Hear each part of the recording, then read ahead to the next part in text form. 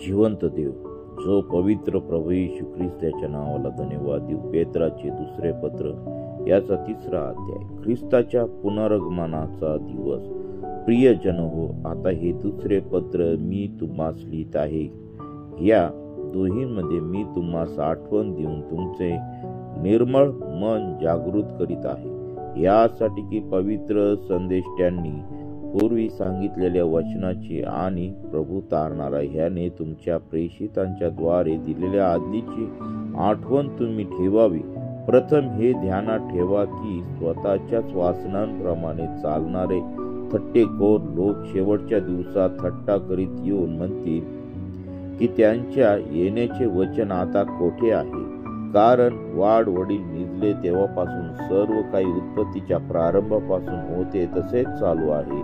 कारण ते हे बुद्धीस परस्पर विसरतात की पूर्वी देवाच्या शब्दाने आकाश आणि पृथ्वी, आकाश आणि पाण्यातून पाण्याच्या योगे घडलेली अशी पृथ्वी ही झाली. त्याच्या योगे तेव्हाच्या जगाच्या पाण्याने बुडून नाश झाला, पण आताचे आकाश व पृथ्वी ही त्या शब्दाने अग्नीसाठी राखलेली आहे, म्हणजे न्याय निवाड्याचा व भक्तिहीन लोकांच्या नाशाचा दिवस येईपर्यंत राखून ठेवलेली आहे. तरी प्रियजनो, ही एक गोष्ट तुम्ही विसरू नका की प्रभूला एक दिवस 1000 वर्षासारखा आहे आणि 1000 वर्षे एका दिवसासारखे आहे. कित्येक लोक ज्याला विलंब म्हणून म्हणतात, तसा विलंब प्रभू आपल्या वचनाविषयी करीत नाही, तर तो तुमचे धीराने सहन करीत, कोणाचा नाश व्हावा अशी त्याची इच्छा नाही, तर सर्वांनी पश्चाताप करावा अशी आहे. तरी चोर येतो तसा प्रभूचा दिवस येईल. त्या दिवशी आकाश मोठा नाद करीत नाहीसे होईल, सृष्टी तत्वे तप्त होऊन लयास जातील आणि पृथ्वी व तिच्यावरील गोष्टी उघडकीस येतील. वाचलेले वचन देवबापा आशीर्वादित करो. आपण प्रार्थना करू. हालेलुया, स्तुती, धन्यवाद येशू देवबापा. हे सुंदर असं वचन तू आम्हा प्रत्येकासाठी तू दिलंस, त्याबद्दल मी तुझ्या नावाला धन्यवाद देतो.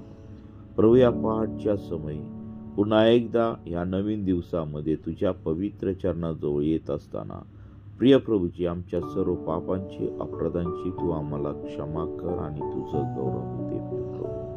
हे देवा, आज दिवसभरातील होणारे सर्व कामकाज, सर्व उपास, प्रार्थना, आमचं येणं जाणं सदा सर्व काळ तुझ्या पवित्र सामर्थ्याने तू आशीर्वादित कर. पित्या परमेश्वरा, सर्व आजार, रोगराई यापासून तू आम्हाला दूर ठेवून तुझं गौरव होते. प्रिय प्रभूजी, आमच्या जीवनामधील असलेले सर्व साथीचे आजार आणि प्रिय प्रभू येशू सर्व वाईट गोष्टी तुझ्या पवित्र सामर्थ्याने तू काढून टाकतो. आम्हा प्रत्येकाला तू पवित्र असं तू कर. तुझ्या आत्म्यात तू आम्हाला भर, सामर्थ्यात तू कर आणि तुझं गौरव होऊ दे. प्रत्येक दासदासीला तुझ्या पवित्र अग्नीने तू कर आणि तुझं गौरव होऊ दे. हे देवापा, आजची ही वेळ, ही सकाळची वेळ तू आम्हा प्रत्येकासाठी तू आशीर्वादाची केलेली आहे. सर्व साथींच्या आजारापासून, सर्व सैतानी हल्ल्यापासून आमचं संरक्षण कर. आणि प्रिय प्रभू येशू, जे आजारी आहेत त्यांना तू आपल्या केलेल्या हाताचा तू स्पर्श कर.